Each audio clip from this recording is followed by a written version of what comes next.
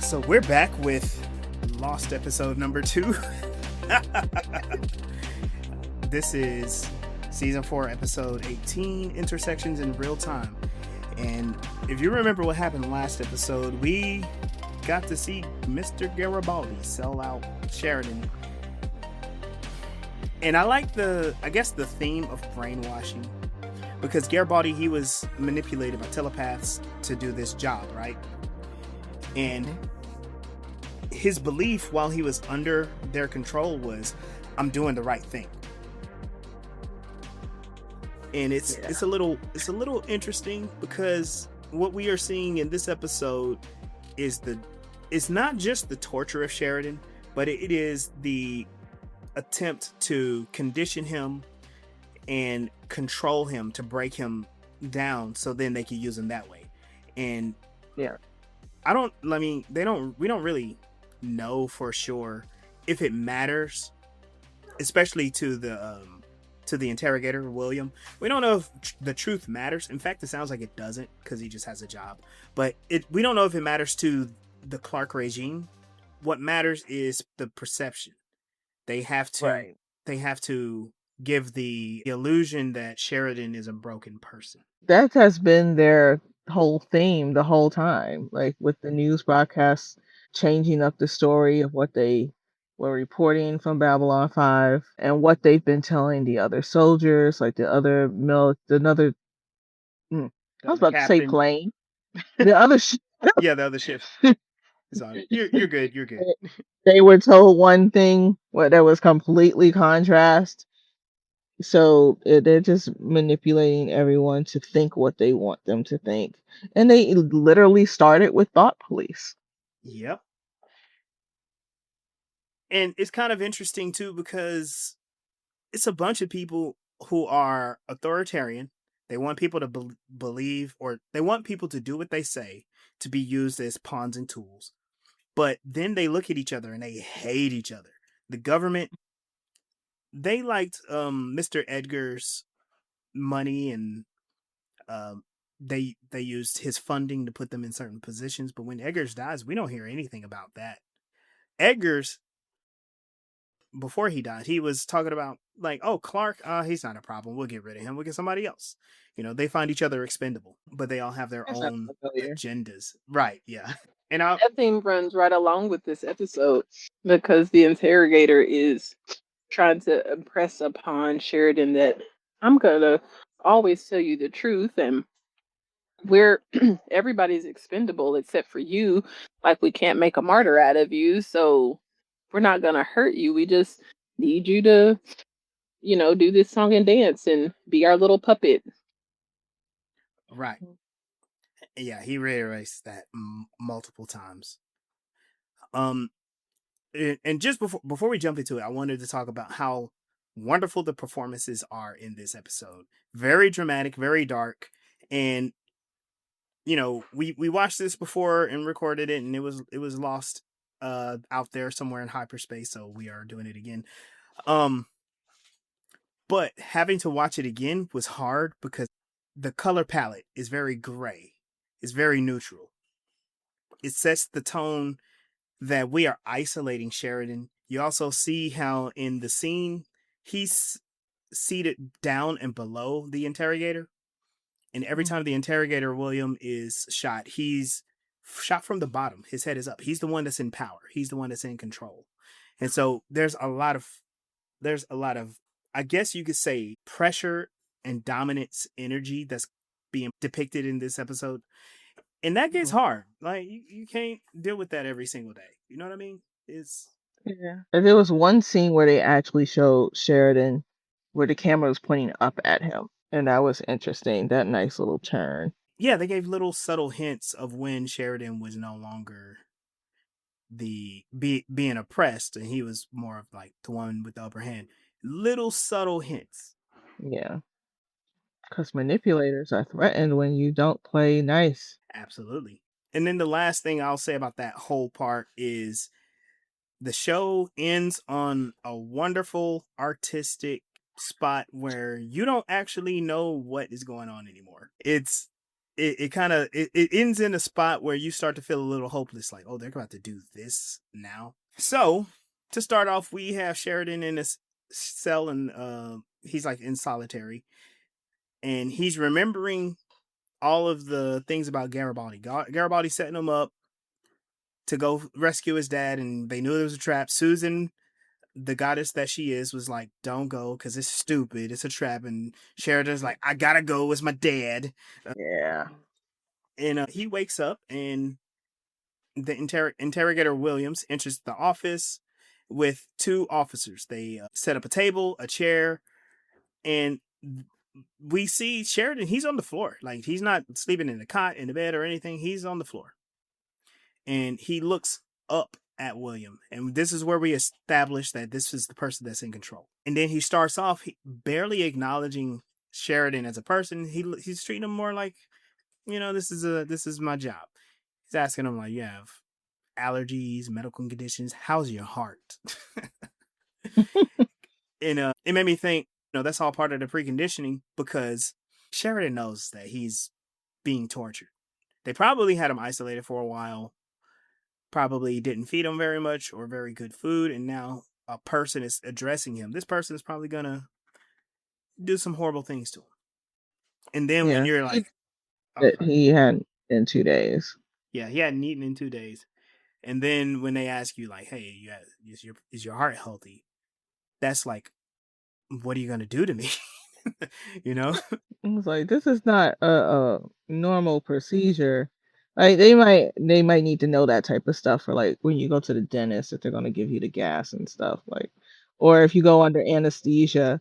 So it did kind of sound familiar, like normal, I guess. But then from my perspective, I'm currently working in nursing, so that those things might sound familiar to me. It's not an everyday thing to be asked for anybody else. What also happens, Williams, to establish his dominance, he activates. I always laugh when I hear this. He activates the pain givers, Oh, which is this collar around Sheridan's neck that causes pain. Yeah, we got him from the Narn during the war. Which, yeah, they don't like the aliens unless they can appropriate their stuff in order to hurt other people. Okay. yep. And he forces Sheridan to cooperate with him. He's like, look, I asked you a question. You need to make it snappy with the answer, and don't contradict me. Otherwise, you get shot. And then he tells Sheridan to sit down in the chair. As soon as he sits in the chair, the chair straps him down. He's like, yeah, it's for your own safety. When they mention Garibaldi's betrayal, it's one of those things that's like, oh yeah, you were set up, right? Um, and when we get further down into the episode, we're gonna touch on this topic of loyalty and trust, Uh-huh. because there's something very important that William does during his questioning of Sheridan. Most of this episode, like virtually all the episode, is in this room. We don't see anybody else. We don't go to Babylon 5. We don't go to Mars. We don't go to a ship. We're all in this black box theater. So the idea is to get Sheridan to do a thing, right? So we get to see that Williams is pulling out papers and stuff, and he's reading reports, and he's talking about like, hey, you know what? This is interesting. This tells us that you're not a terribly political person. And since I've watched it more than a couple of times now, I like this. I like the way the actor does this, because, I like how the whole scene unfolds, because he plops down the files and starts reading them. He's like, "Oh, hey, it's time for lunch," and then he like unfolds the sandwich, and it's cut in half, and he grabs one half and he starts eating it and starts talking to Sheridan. We look at Sheridan. Sheridan looks ravenously hungry. That sandwich has his attention.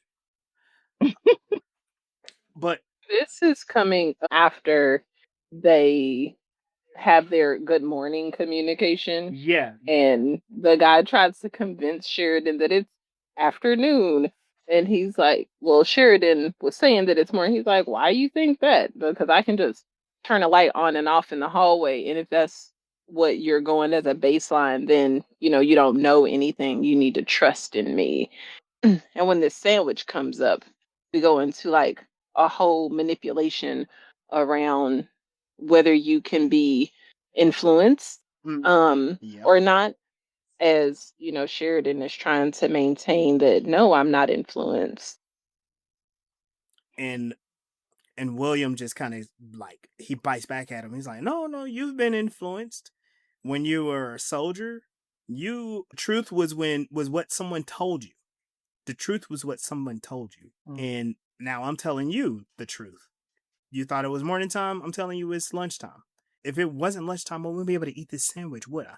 And these are kind of childish games, but it is to force Sheridan to go along with the narrative because Sheridan knows, like, yeah, this is ridiculous, but I want a piece of that sandwich, though. My favorite part of that is when he was like, well, you can't have corned beef in the afternoon, which is another super weird thing.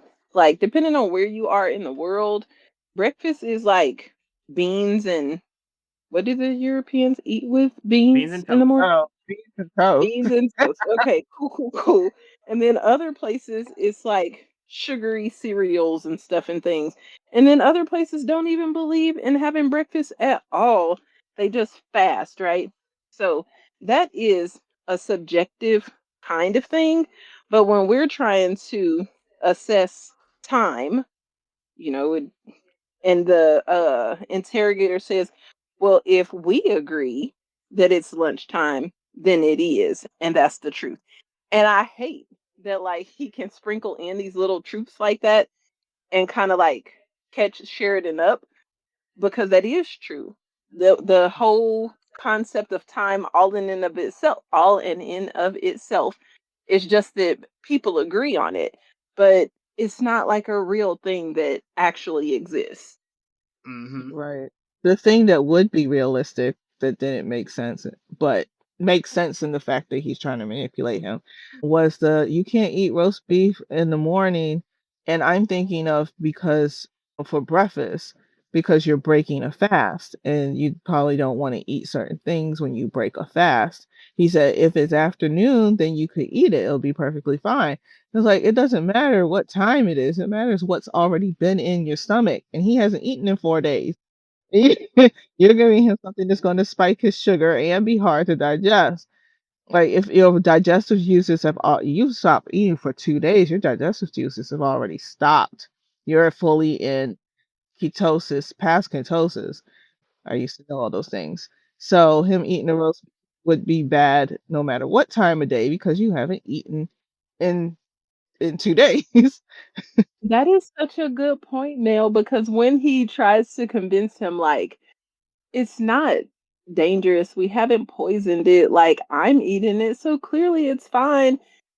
I didn't conceive of the fact that he hasn't eaten anything. So outside of like really watery fruits, or slowly moving himself in with some soups and broths, anything that he ate could have made him sick. It didn't have to be poisoned at all. This can be also looked at as an interesting parallel to what's going on in the scene because as he's reading Sheridan's record, he's all like, "This is all interesting, right?" But he's using that casual conversation to start injecting the different lies and the different ways to doubt Sheridan's motivations. He says, like, no one would go against their government unless there was outside influence because they want to sell the lie that Sheridan was under the influence of the aliens. They don't want it to be human versus human. They want the aliens to be the other, to be the enemy, so they can isolate Earth. Sheridan dismisses all of that, and he just talks about like, hey, these are fabrications, you know. But we also that's when we get the speech about like the truth is what you're told the truth is, and soldiers don't make policy; they follow orders. But when William circles back around and says like, hey, there's another piece of sandwich over here. If you want that, you gotta agree with me. You can't contradict me. And he needs Sheridan to take the sandwich. He needs him to ingest the lies. Mhm. I said, eat the cake, anime. Oh my god. And so Sheridan goes along with the little lie, like, hey, it's not morning, it's afternoon. that's when William is like, okay, cool, I'll give you a reward. I'll unleash the shackles. And he let Sheridan eat the sandwich. And that's Sheridan swallowing the little lie that's going to lead to a much bigger, terrible consequence. And it's like when a person is like, okay, I got these principles, but I'll compromise on these things because there's this kind of sort of good thing that's going to get me in the direction I want to go, or I think is in my best interest. As soon as Sheridan is done eating that sandwich, William is like, okay, cool, you ate all of that. There's poison in it, and it's going to be helpful during this interrogation. I need to break you down physically. um, Yeah. And it's always like the little lies that you need to accept are going to be things that involve your grounding, your survival. Like you kind of need it.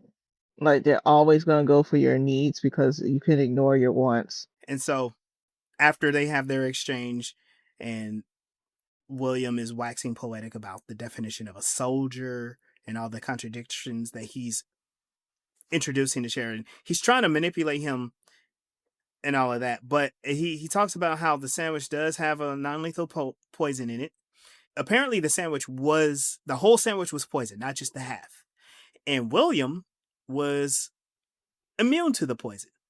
And that kind of tells you one thing about some of these authoritarians. They know that they are spewing and digesting lies.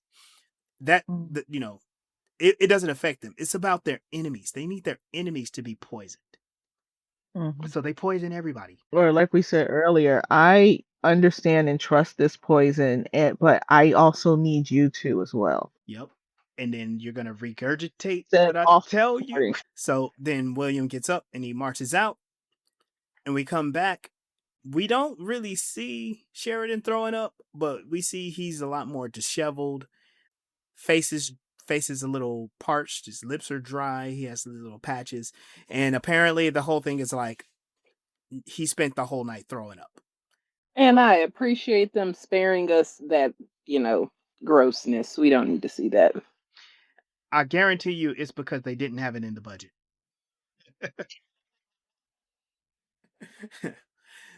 So William returns to find Sheridan is on the floor, just turned inside out, just about. And he offers an apology. He's like, "I'm sorry that we had to do that. We had to break you."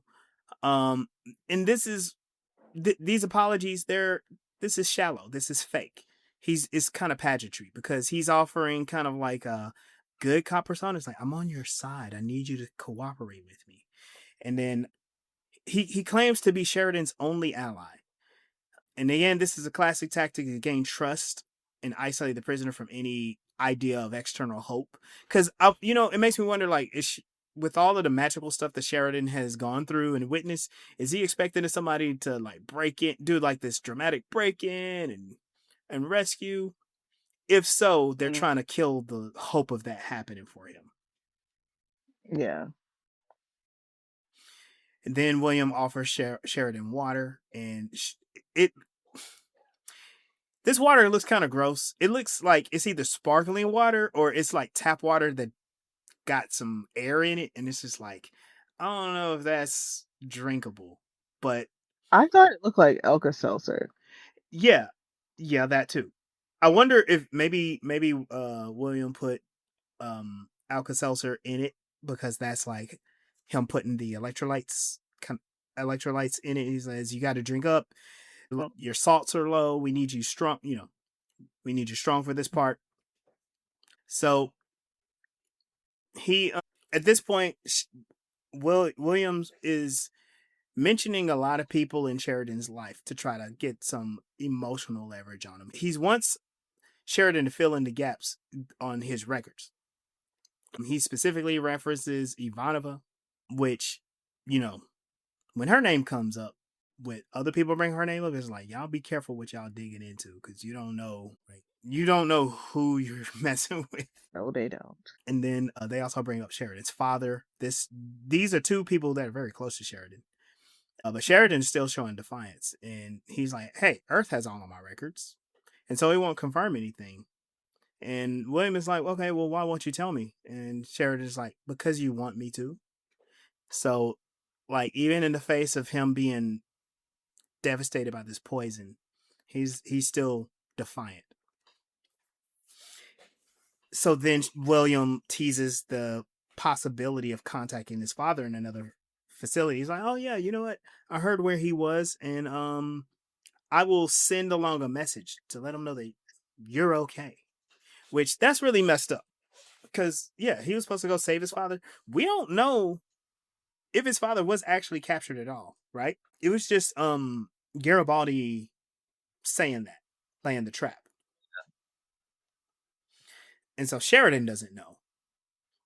And that's just like an end for William so he can have a thing to manipulate. So while that's going on, Sheridan, in his defiance, he demands an attorney, a military tribunal, and this activates William. He snaps at him and he's like, "No, you will not receive an attorney. You don't have any rights here. There will be no tribunal. There's none of that." And he reinforces that Sheridan is utterly powerless in this situation. He strips away the whole illusion of due process and legal recourse, and this again is to make sure that Sheridan understands that he's isolated. And I think it's funny too because it's October of 2025, and we're having a discussion about this show about due process. When authoritarians get into positions of power, they deny everybody due process. It's all about their law. So Right. just throwing that out there. So William leaves. He leaves, and when we come back, he's shuffling papers around, and he's looking more frustrated. He's orchestrated a new tactic, and what kind of happens too is William, his attitude begins to escalate. Right? He shows complete control earlier. Then he shows kind of like this demand for respect, and now he's showing like, okay, now I have to get desperate, right?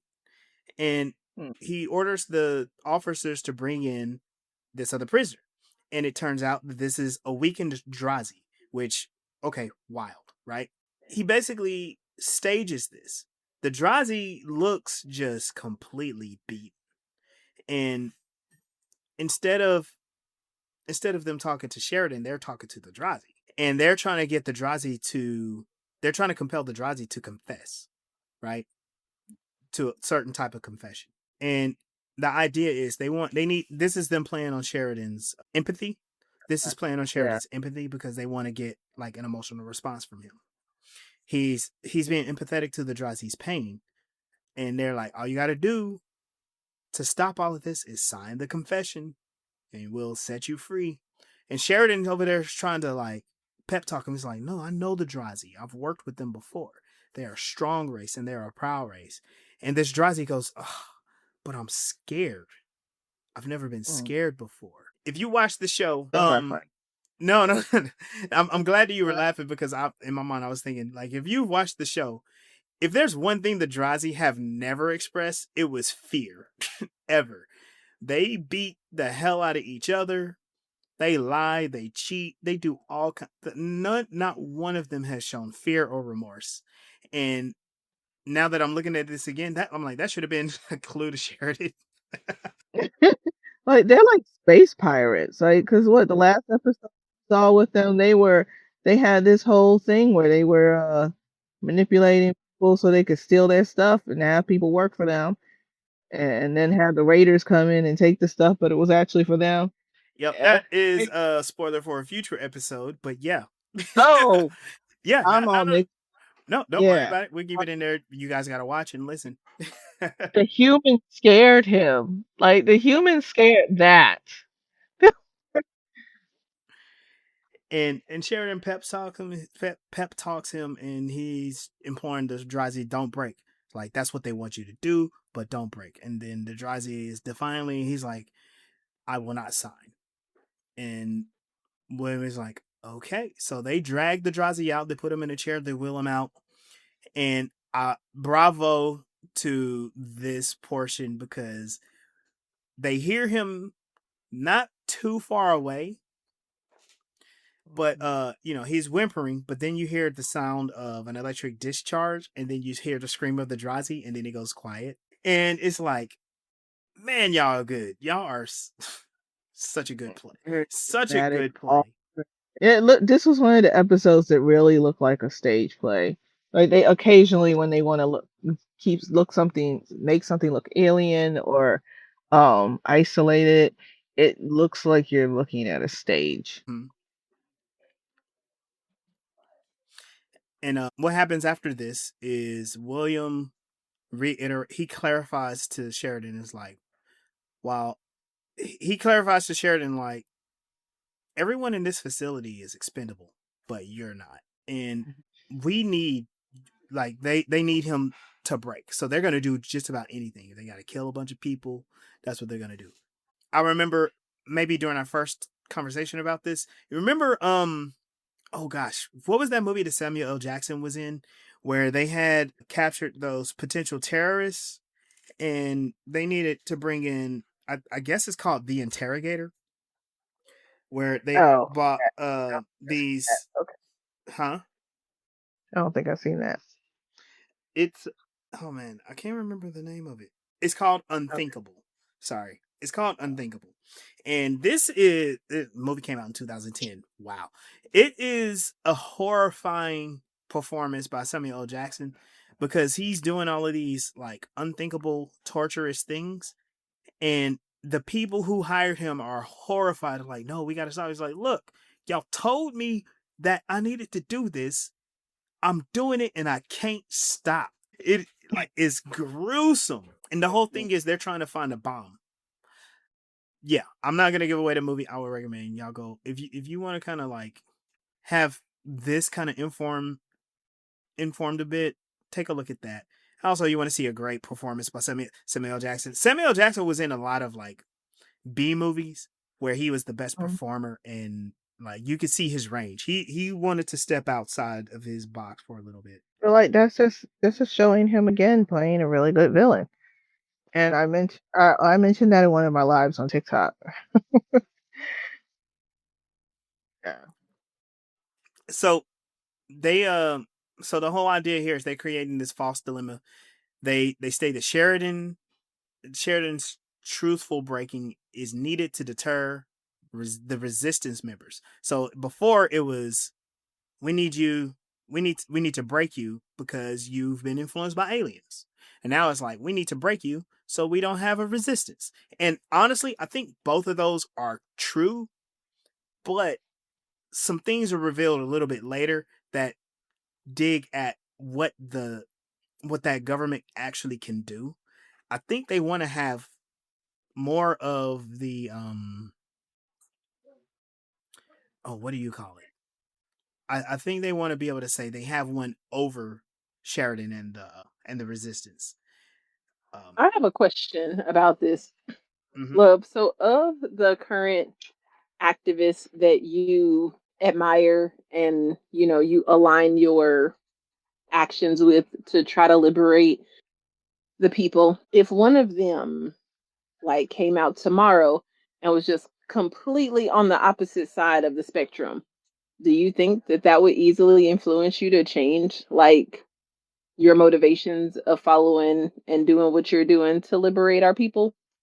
I think I've seen recently where people who want to be manipulative, if they have anyone who in any way goes under the bus, that oh, that they if they change their idea, they will throw them right under the bus real quick.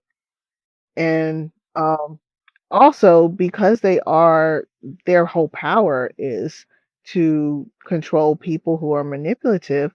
If if the people who are in power change their idea, their first thought is that they're just going to be manipulated into whatever they now think. True. And the reason why I say no, why I would answer no is so a lot of a lot of the people who are under these like ultra nationalist authoritarian rule or authoritarian ideology, they think everybody operates by the same rules that they do, which is you got to have a strong leader, you have to follow a strong personality, you have to follow a strong, stable authority. And the truth is, that's how you get in trouble. That's how things get messed up. When you put all of your trust into a person, a singular personality, or a small group of people, that's when you get led into some cult shit. And Some puny humans. say that again. There's some puny humans. Puny humans. You're right. And that's why it's always well, we've seen in history like movements in the past have been broken up because notable leaders have been assassinated and other people would try to take their place. And the truth is, when you operate in that manner, you're operating by the rules of the enemy. You have not set the stage for the engagement. And so you've already given your opposition an advantage. So decentralizing that stuff is a great tactic. But also, like, do you want to always have to check in with somebody when you're trying to do some stuff to, like, take care of your life and your family? That's Right. just tiresome. You know what I mean? Right.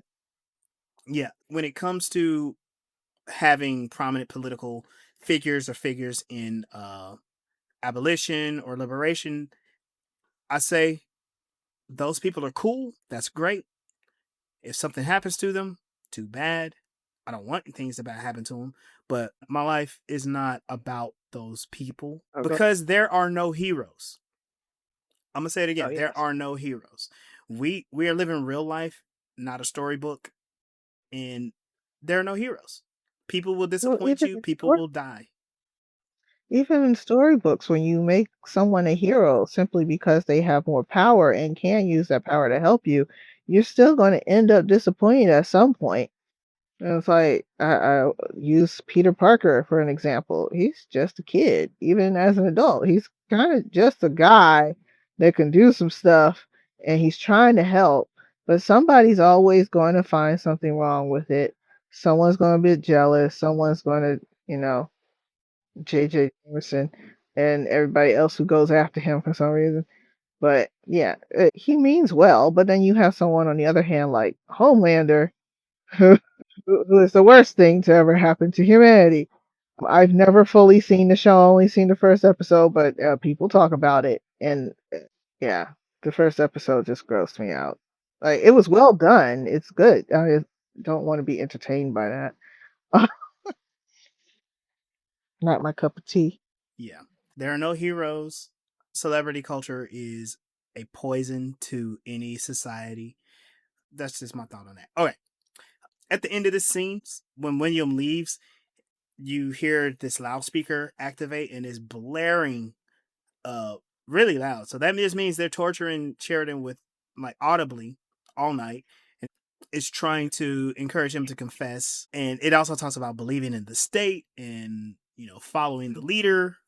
It's it's grating on him. Like it's torture. That it's also indoctrination Yes. because at some point people figured out that if you hear or do something over and over again, it becomes a part of your brain function. Yeah. That And that's why we make people say things over and over again. And some people think that that's evil. It depends on what you're trying to make them say over and over again.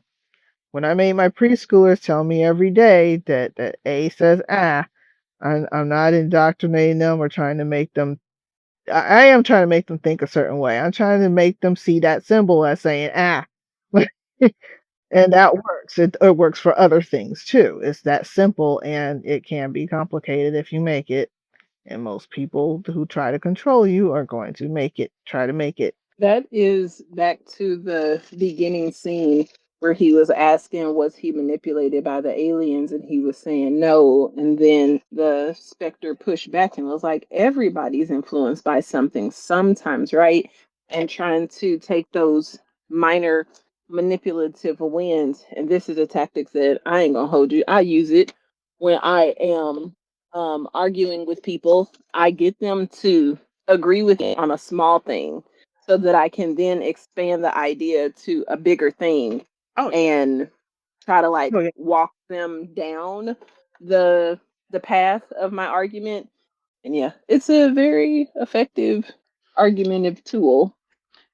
it's a tool of discussion and also it can be a tool in debate.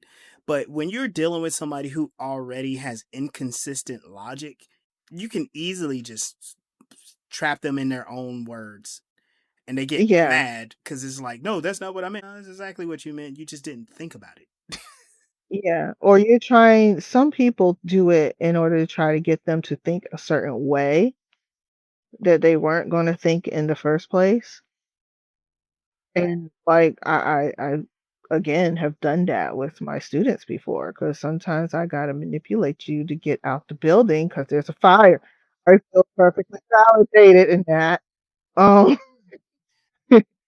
but I've been watching a lot of debates on YouTube, and, people will, try to ask certain questions in order to get them to say yes to certain things and then bring up something completely left field and be like, this is the same thing. And it's clearly not, but that's how they use it to manipulate you. It's like, but you just said you were thinking that way, but those two things aren't connected. You can think one way for one thing and one way for another thing. That's called cognitive thinking. Yeah. So the next day, William enters. He comes in. He stops the recording. I also want to point like he's a lot more agitated, and he seems frustrated, but also desperate.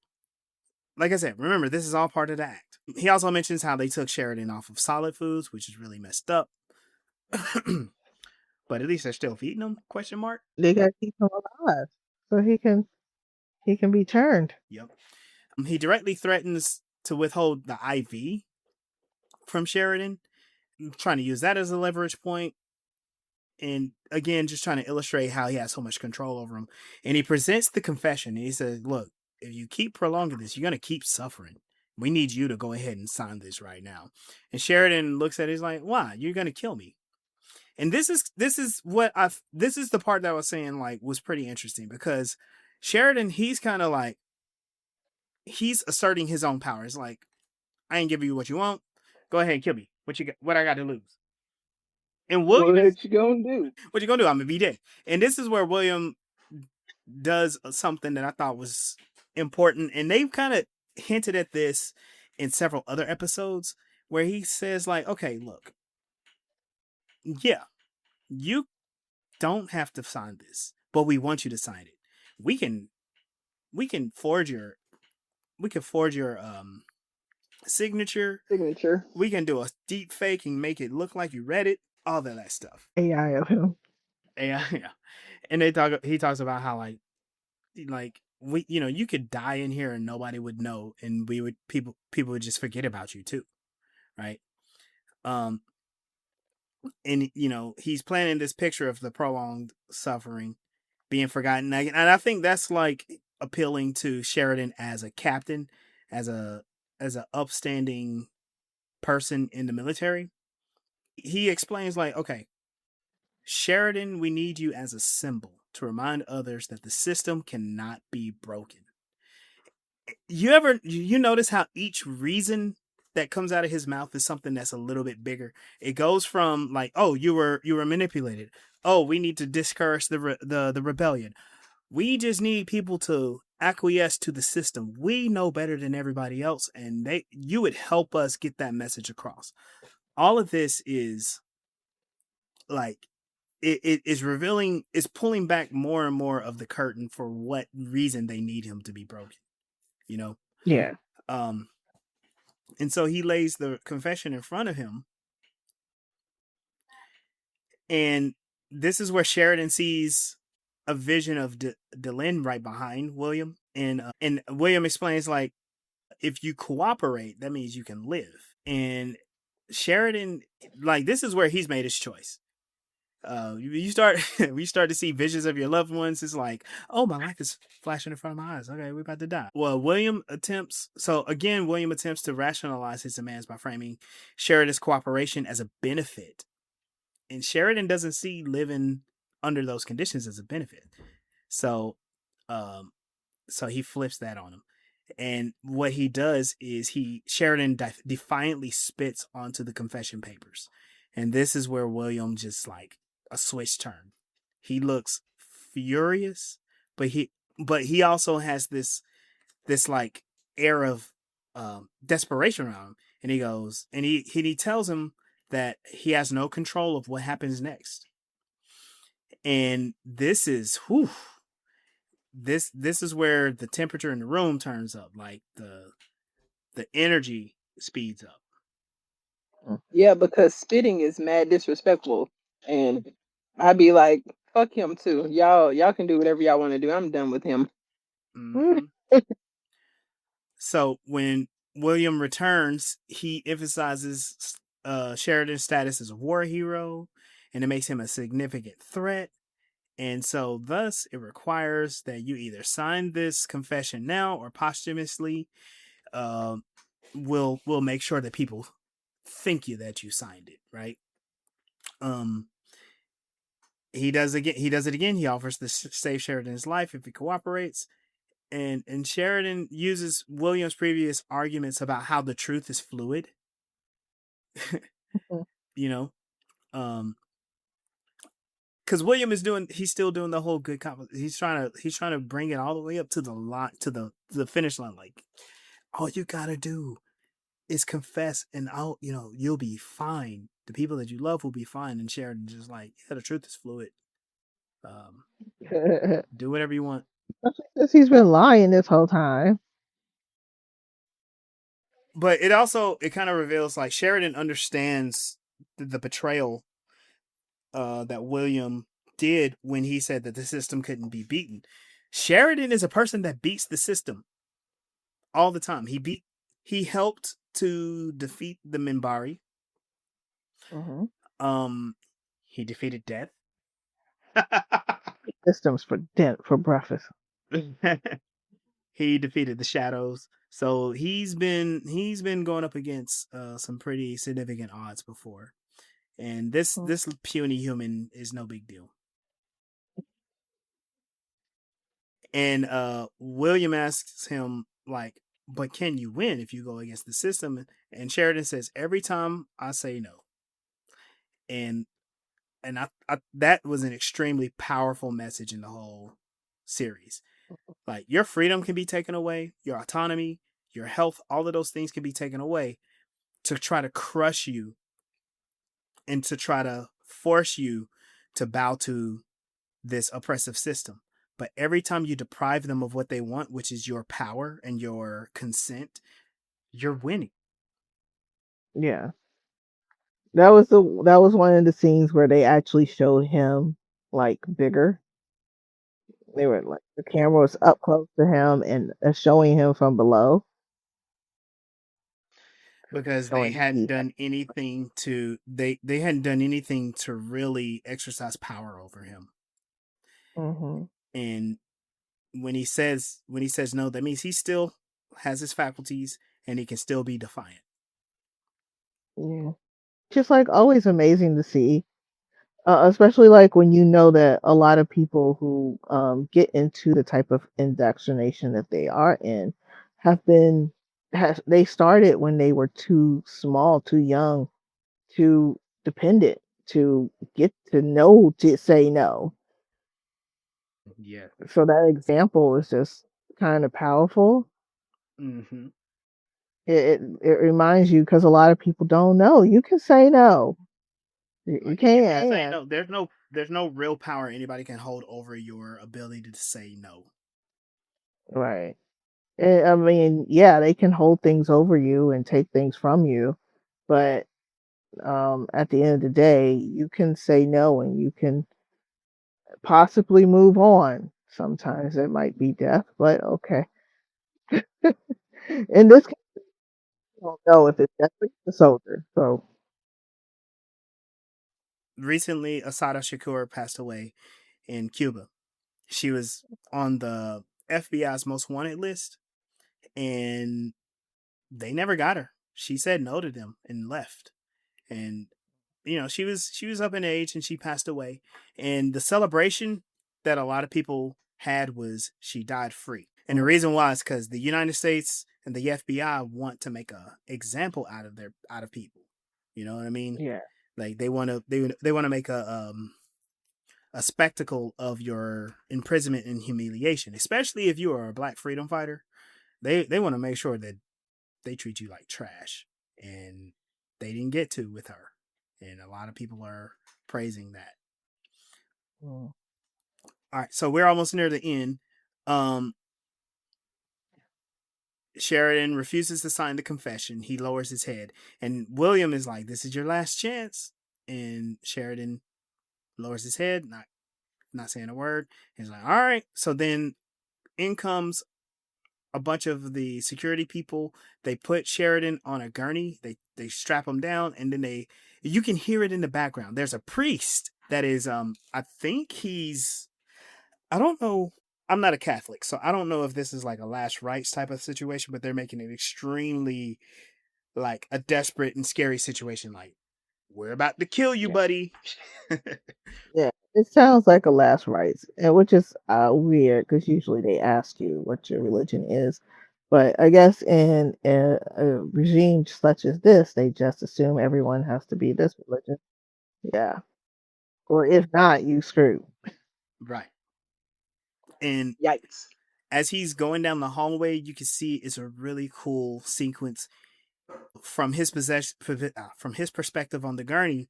He's looking down the hallway and he's kind of resigning to like, okay, they're about to kill me. And he again sees an image of Delin, and they wheel him into another room. They close and lock the door. They prop him up, and they sit him in a chair. They strap him down. In that room, it was really interesting. There is a figure. There's a person dressed in all black with a giant hood covering his face.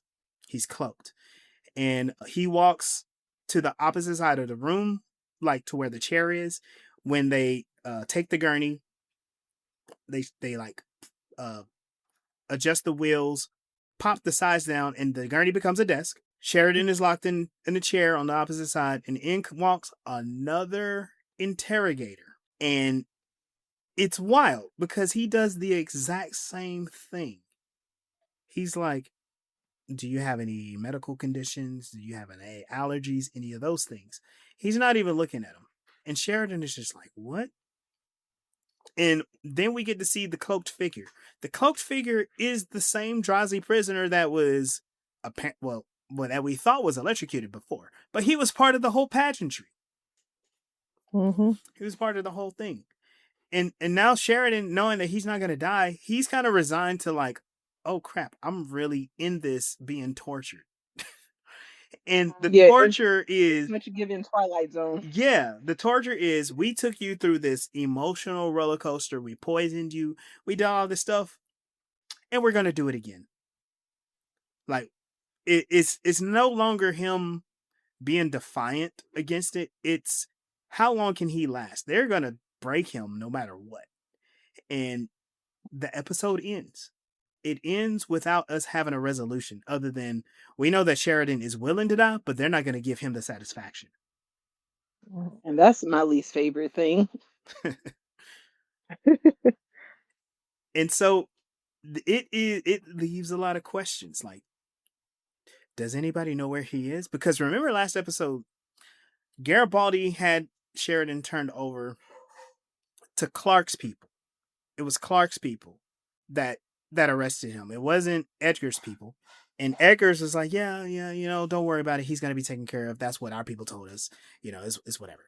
He's Eggers is a giant traitor. He's dead too, so good for him. So, does anybody know where he is?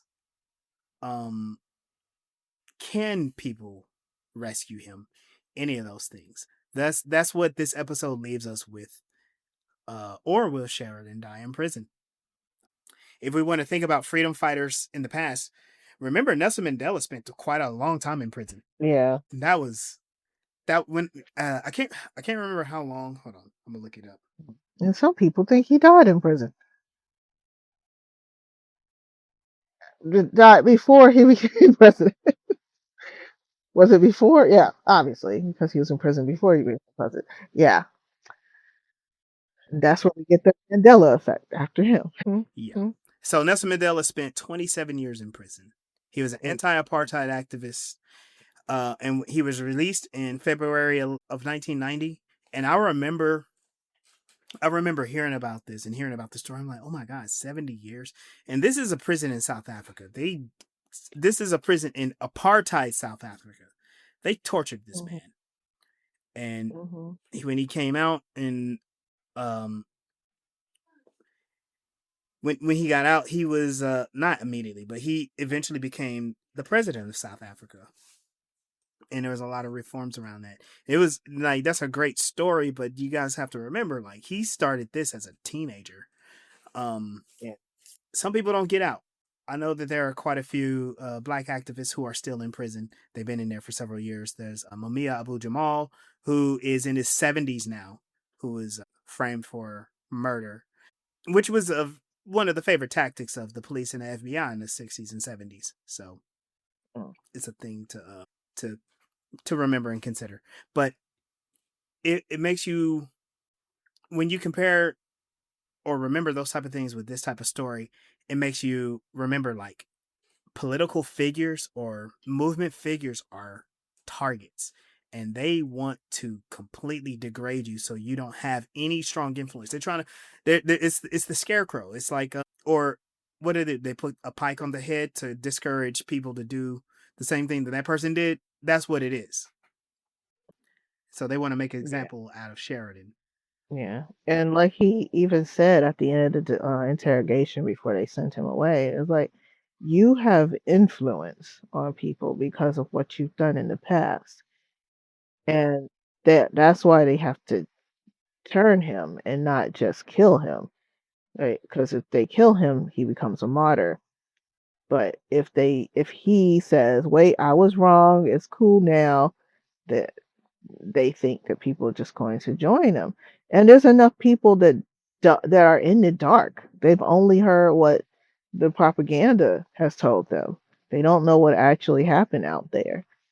So if they just cut it there, that's the bud right there that they nipping it at.